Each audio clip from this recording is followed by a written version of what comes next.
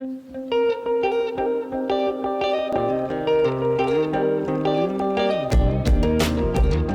right, we are back. Welcome back to the Bible in Context podcast. Hey, Nate. Hey, Caleb. How you doing? Doing good.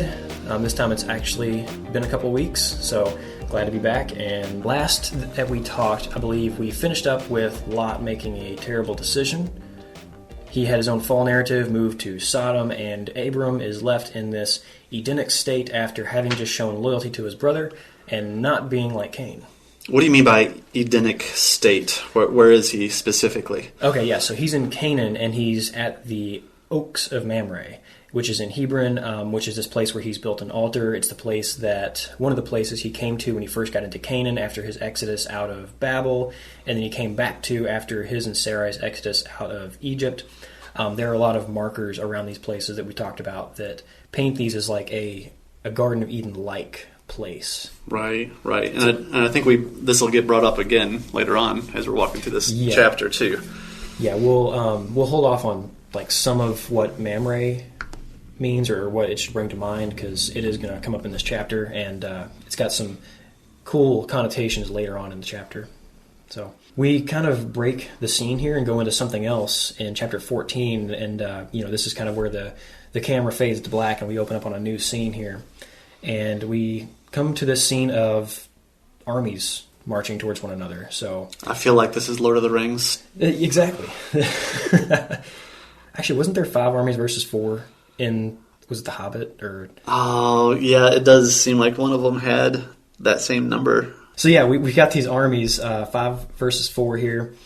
And we learn through the course of this passage that Chedorlaomer, king of Elam, is the leader of this first band of kings. But what do you notice in verse 1? So in the days of Amraphel, king of Shinar.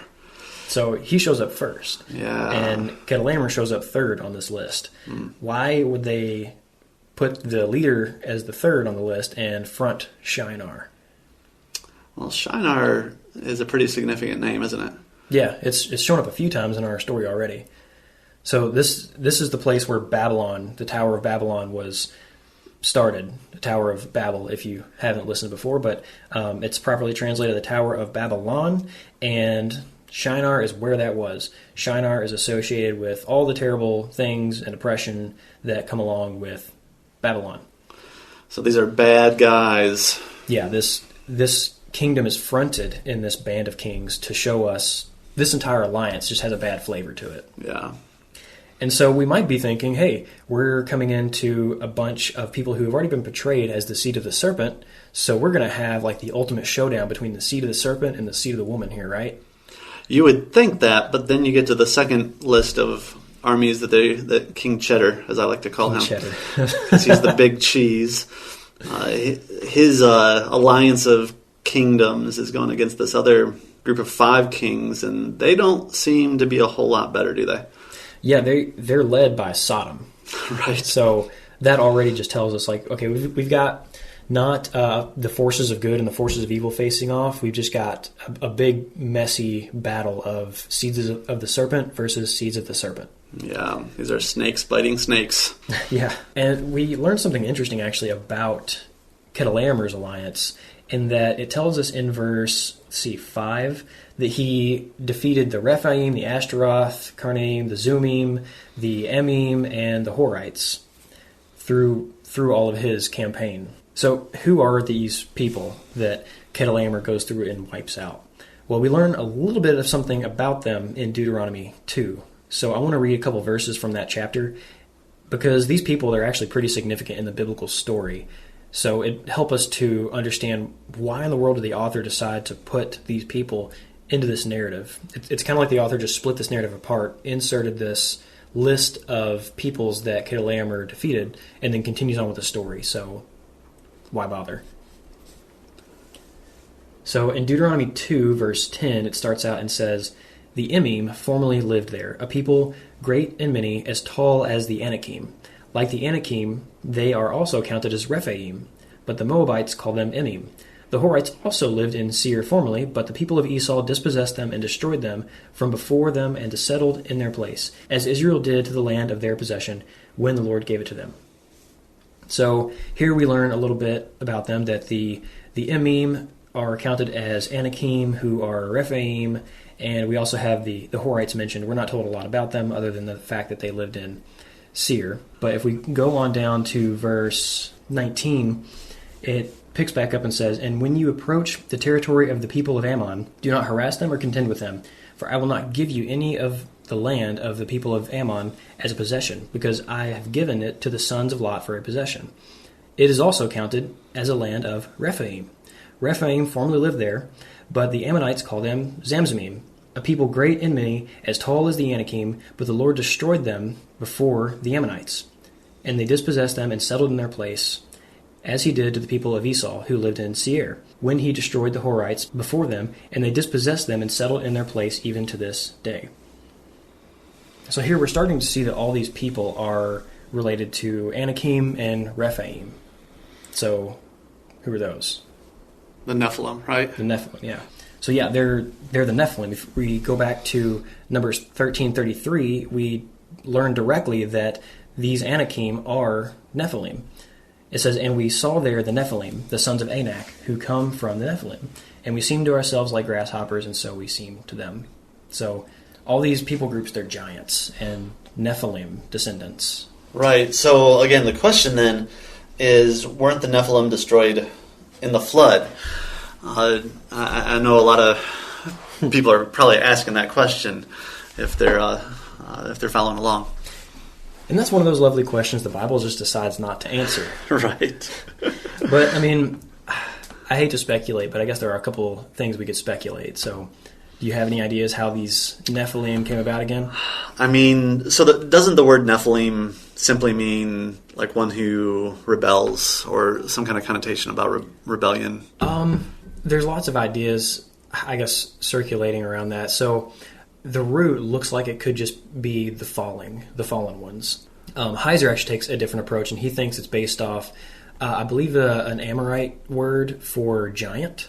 Okay. And so he thinks it could be a loan word that means giant. And those seem to be like the two prevailing theories. I guess one theory could be that the sons of God who had originally rebelled were not like they're spiritual beings, and so the flood doesn't kill their spirit, and so they rebelled again later on, and we just don't have that story. Right, or more rebelled or whatever. Or more rebelled, yeah. That's a possibility also, if they were destroyed, that perhaps there were more spiritual beings that found the daughters of men attractive and took them as wives. Yeah. Well, and if you remember, like, the whole Tower of Babel incident and the Sons of God incident preceding that kind of piggybacks off that Mesopotamian tradition where they would have, the king goes up the ziggurat once a year to meet with a cult prostitute who is possessed by a deity, and then they have a 2/3 God, 1/3 human baby. And this is like not yearly, but this is like a regular thing that is done to perpetuate the kingship.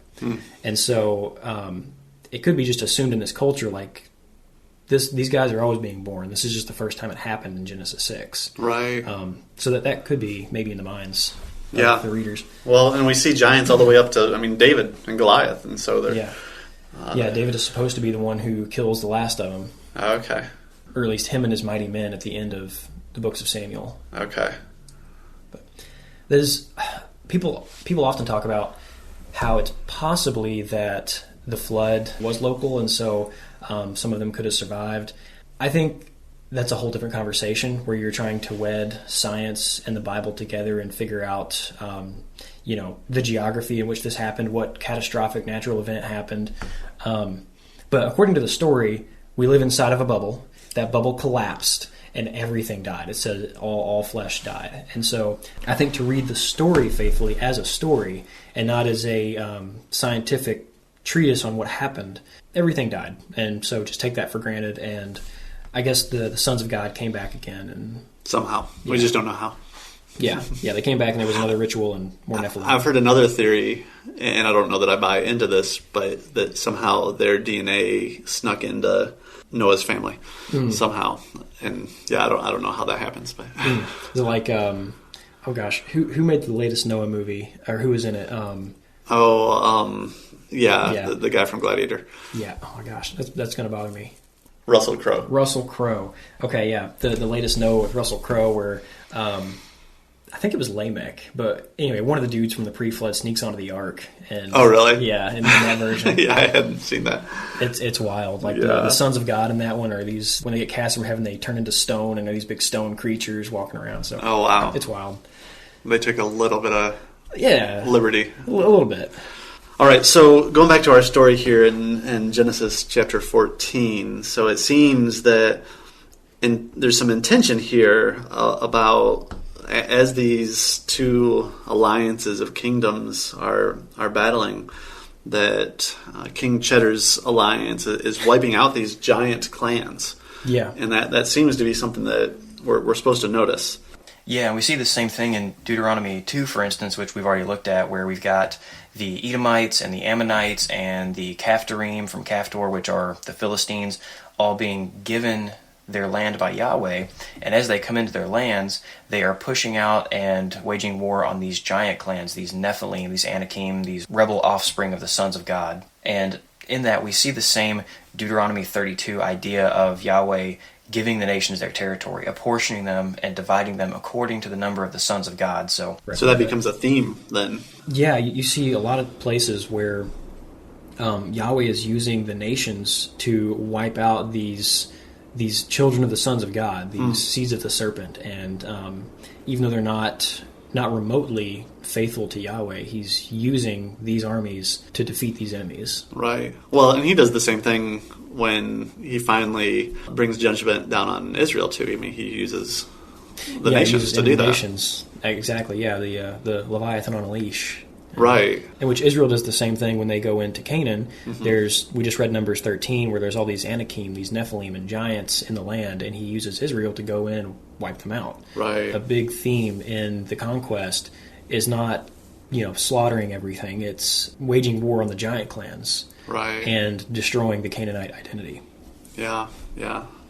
And so if you trace that all the way back to Genesis chapter 6, and you see this spiritual battle that's going on at the same time with the rebellious humans right alongside of them. Yeah, and so it's just cool here to point out that the author is showing, just these nations waging this war, and maybe they have their own reason for not liking them. I mean, they're sometimes heroes in Israel's neighbors' literature. Sometimes they're bad guys. So maybe there's just a general understanding that they're not good because they're warlords, and if they're not on your side, they're not good.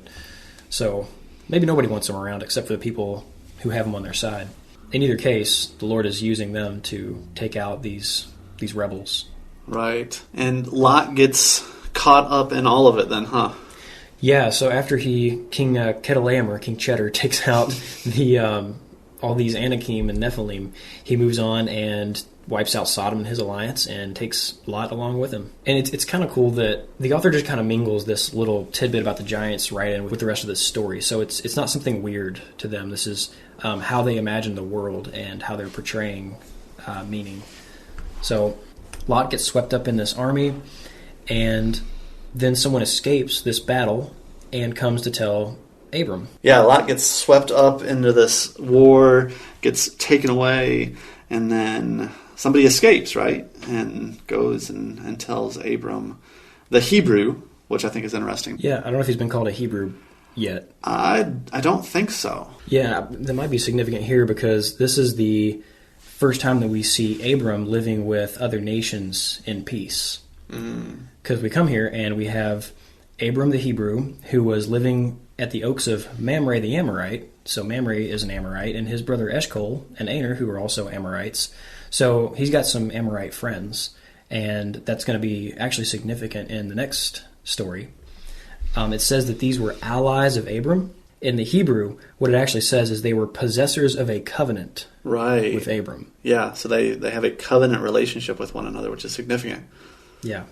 And so before this story, what's the first tree that we came to in Abraham's story? The tree of teaching. Yeah, Moreh. Moreh, yeah. Yeah, so now we have our second, MRH kind of... Similar word. Yeah, in Abram's story we have Moreh, Mamre, and Moriah, and they all are this MR word. Right. And so there's kind of an alliteration going on with them, a little rhyming thing. As well, Garciel, in that Biblical Names book that I've mentioned a few times now, he proposes that all of these M words are a word play on the word Ra, to see, as well. So that's possible. But either way, all these locations are linked through this wordplay, and the fact that in the Abraham story, they're all at these Edenic settings and these post-Exodus kind of settings.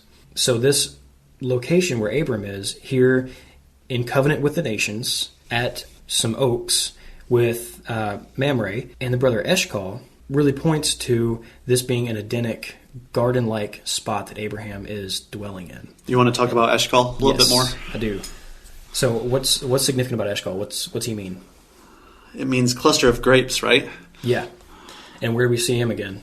Well, we see the word, or a cluster of grapes in this same area when the spies come back. It takes 2 spies actually and a pole to carry this huge cluster of grapes back from the promised land to where Moses is, and gives this report that this is a land flowing with milk and honey. There's huge grapes.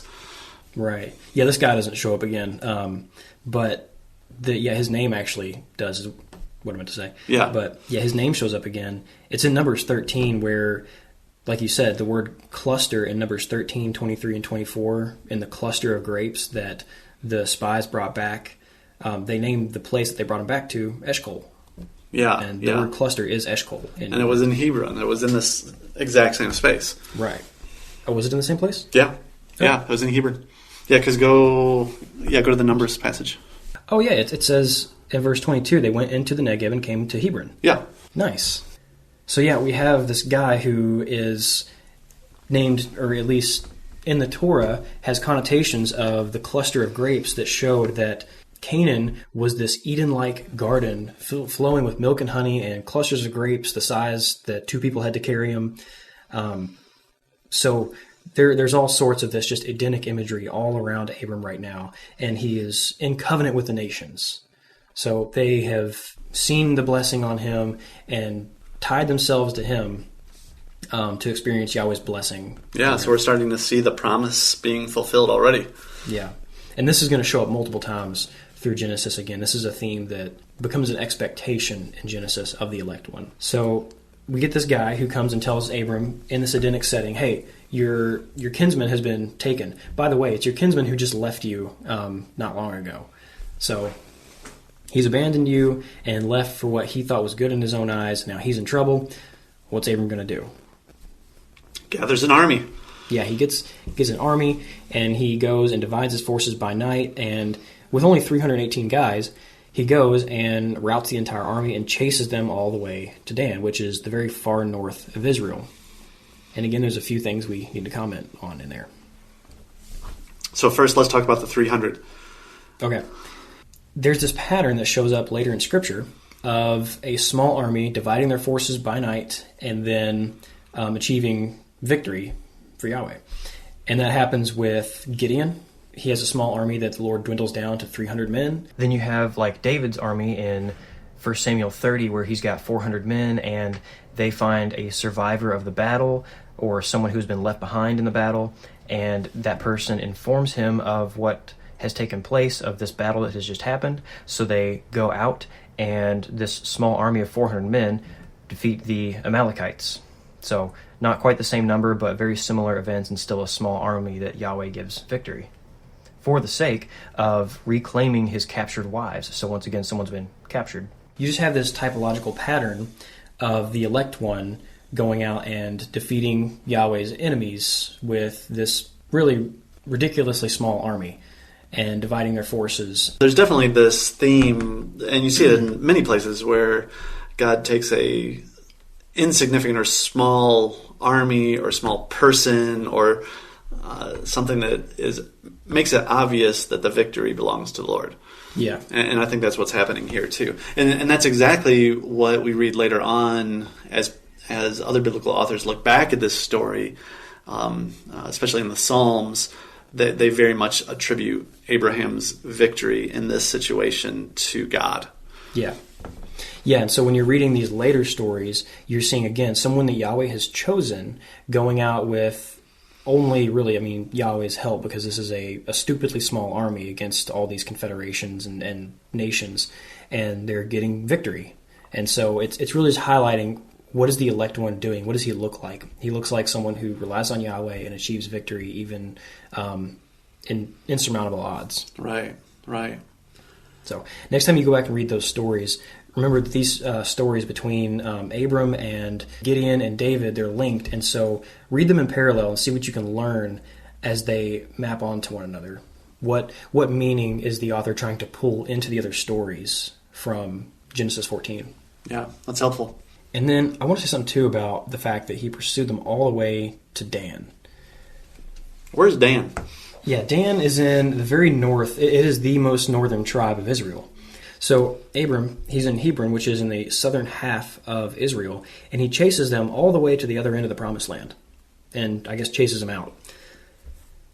But what's significant about that, well, first of all, the fact, just again, Yahweh gave him a very astounding victory that he chased him for, I don't know how many miles that is, but it's over maybe a couple hundred miles. It was a significant amount. So that's pretty significant. He drove that entire army back 200 miles with his small army. So again, this is just highlighting again Abram's victory from Yahweh. But it also creates a question that Dan was not yet a place. Dan was a tribe of Israel, and Israel was not yet a thing. So here we have a reference to a place that wouldn't exist for hundreds and hundreds of years within this story. And I think it's just worth pointing that out because it can at least maybe throw a helpful wrench in some of our theories of how this book was written. And I don't want to deconstruct the reliability. I think actually the reliability of the text is strengthened through looking at the way it was written. But this may not have been written by, someone contemporary of Abram or even Moses, because Moses died before he knew where all the tribes were going to be in Israel. This was probably written or at least edited together by someone who was living after Israel was created, or very possibly even after the Babylonian captivity. But at least the person who finally touched the book of Genesis in its received form as inspired biblical text was long after Abram's life, long after the Exodus, even after Israel was a nation, because this reference to Dan wouldn't make sense otherwise. And not just in the sense that someone could say, well, this is the Bible. It was a prophetic look forward as to where Dan was going to be. Well, that's fine, but to the people that the ancient author would have been writing to, if Dan wasn't a place, it wouldn't make good sense to include it, and it wouldn't be good communication to write about places that are nonsensical. Well, and it's interesting, if you go to, where am I at? Judges chapter 18, it gives you the origin story of the city of Dan. And so they named it Dan, but it actually had a name before it was Dan. It was called Laish, which means lion. I don't know if that's anything significant, but so it had a name before it was called Dan. And they could have mentioned that name, but they don't. They mention... Right, yeah. Yeah, and even so later they end up telling us, about the name change. They could have just stuck with the old name here. Right, and, right. Yeah. So anyway, it's just helpful to think about the fact that the biblical canon could have been written or edited by someone later who was inspired and authorized to do so by Yahweh. But, we don't have to have this very strict idea that this is Moses sitting down one night in his tent and writing all this out in a trance or something like that. Right. Yeah, this is a very divine and human book. Right. And we've talked about that before, but it's just worth saying again. So they pursue him as far as Dan, and then what happens next? In verse 16, you see that they bring back all the possessions and his kinsman, Lot, which that word kinsman means brother. Also, even though we know that this is his nephew, actually, but it seems like we call each other brother and sister sometimes too, so it's probably similar to that kind of language. But he brings back Lot, all the other people that were captured, and his possessions, and it mentions the women and the people. And so everybody, I think, is the point there. Like, he brings everybody back, saves them all. And I just love this picture because you've got this elect person who is in paradise, in a garden, Edenic setting, leaves paradise to pursue his kinsman, who has gotten swept up in a sinful, wicked world in a war by his own choices, rescues him and brings him back to the promised land. And, I mean, what a beautiful picture of what Christ does for us, who left heaven, left the garden, left the promised land to pursue us who have been swept up in a world of wickedness by our own decisions, and brings us back to live in the promised land once again. Yeah, and we're going to talk a little bit more next time about how this looks more like an Exodus again. And so just in this Exodus pattern, we're seeing, what does the elect one look like? What's he going to do? Exactly what you said. Leave the garden, leave paradise to come redeem his people. And yeah. So, good stuff. It is. And I like here too how he says, he mentions again that Lot is Abram's brother, and this was after he had previously mentioned that Lot was his quote-unquote brother after showing him loyalty during Lot's fall. And so here there's a reference to Lot being Abram's brother at the fall. Abram shows loyalty. Here he shows loyalty again above and beyond when Lot has failed. So it just ties these narratives together, and Abram shows loyalty throughout Lot's failure and unfortunate subsequent circumstance. Good stuff. Cool. We'll, be back next time, talk a little bit more about the Exodus in this story, and maybe dive into Melchizedek. Yeah, that's a good conversation. Yeah, you ready for that one? Yeah, that'll be fun.